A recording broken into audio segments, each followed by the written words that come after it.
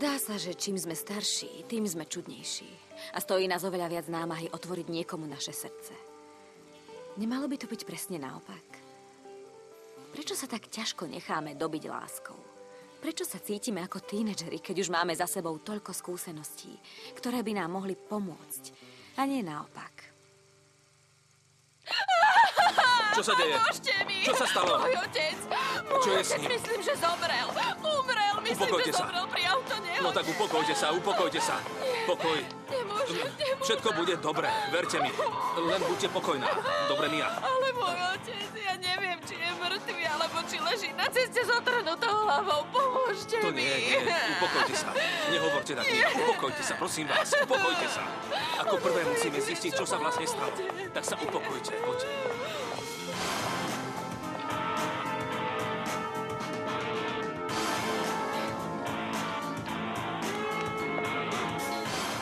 Ďalšia z tých bleskových služobných ciest. Mám povedať v kuchyni, aby pripravili niečo na jedenie. Áno, prosím. A prosím, vybal mi kufor. Je v izbe. Isté, samozrejme.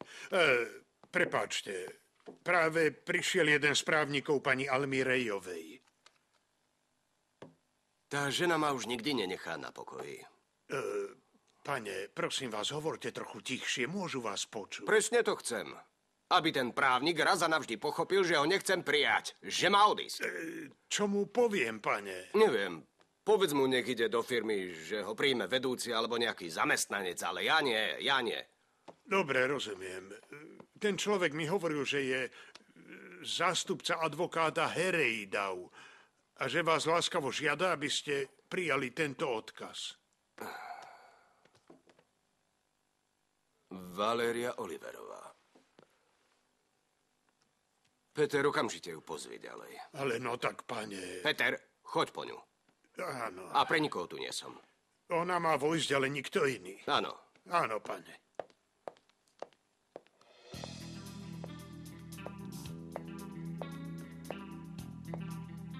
Prosím, čaká vás. Poďte ďalej.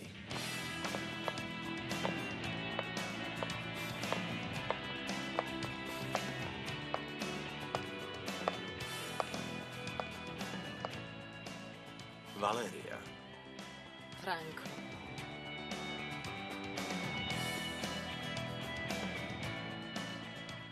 Moja prvá práca v Mexiku a je proti tebe. Nemôžem uveriť. Madariago, mám už plné zuby. A on je pritom to najlepšie, čo na škole máme. Aj mne niektorí lezú na nervy. Tebe kto? Mia, všetky tie jej kamošky.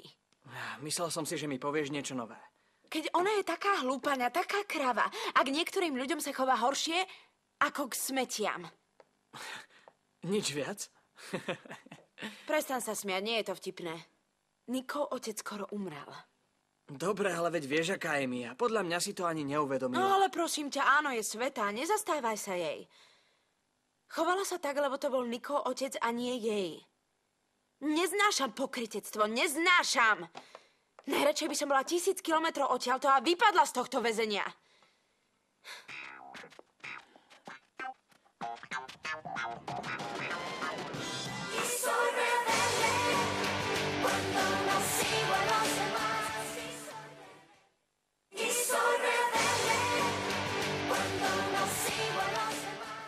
Nerob sa nevinným. Ty si ma opustil kvôli Marine. Spomínaš si? Nezabudol som. Ale odvtedy ubehlo toľko času. Keď mi dali prípad a videla som tvoje meno, neverila som. Valéria, urobím všetko, o čo ma požiadaš. Som tvojim dlžníkom.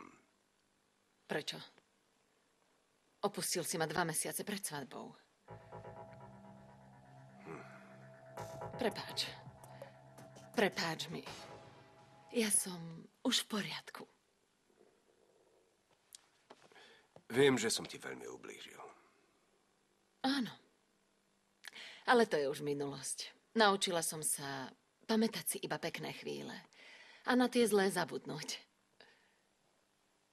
Ďakujem. Naozaj ti ďakujem. Prepáčte, pane, ale máte súrny hovor. Povedal som, že tu pre nikoho nie som. Teraz nie. Ale voláva Mia a bola veľmi zvláštna. Čo je moja? Áno, som to ja. Ale samozrejme, že som doma. Práve som sa vrátil.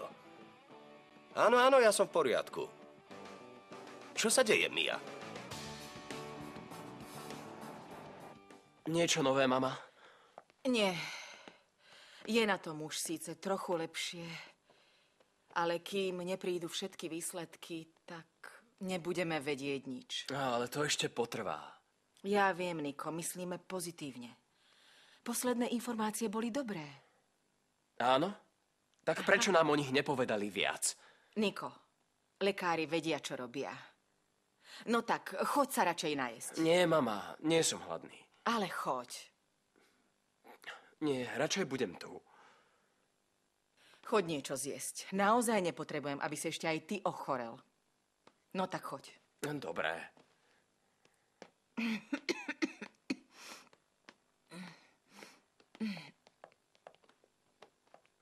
Niko?